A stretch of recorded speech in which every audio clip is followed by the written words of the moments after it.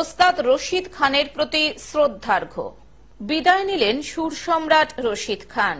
মাত্র 10 বছর বয়সে উত্তরপ্রদেশ থেকে কলকাতায় চলে এসেছিলেন তিনি। গত মঙ্গলবার কলকাতার বুকেই মাত্র 56 বছর বয়সে শেষ নিঃশ্বাস ত্যাগ করলেন তিনি।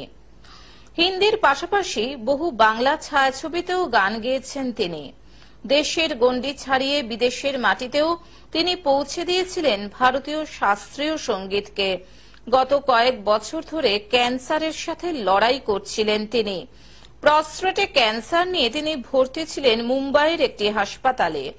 ব্রেন স্ট্রোকের কারণে চিরজীবনের মতো বিদায় নিলেন রশিদ খান। রাগ সঙ্গীতের চর্চা বর্তমানে কমে যাওয়ায় তার অভিমান ছিল অনেক। উত্তরপ্রদেশের বাদাউতে জন্মগ্রহণ করেছিলেন তিনি। রামপুর সাসোয়ান ঘরানার শিল্পী ছিলেন রশিদ খান।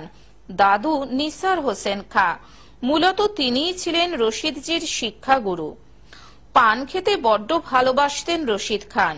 এই পান ভরা গাল নিয়ে তিনি যখন সুর ধরতেন, বড় বড় প্রেক্ষাগৃহ থেকে শুরু করে ঘরোয়া আসরের শ্রোতারা মন্ত্রমুগ্ধ হয়ে শুনত রশিদ খানের গান।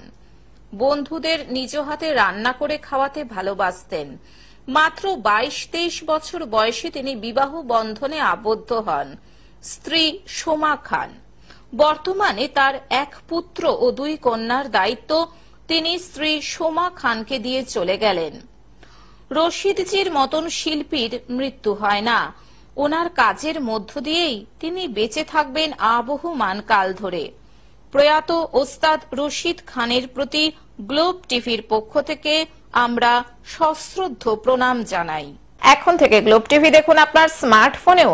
গুগল প্লে স্টোর অথবা অ্যাপল স্টোর থেকে ডাউনলোড করুন গ্লোব টিভি লাইভ অ্যাপ। এছাড়াও জিও টিভি অ্যাপ থেকেও দেখুন গ্লোব টিভি লাইভ।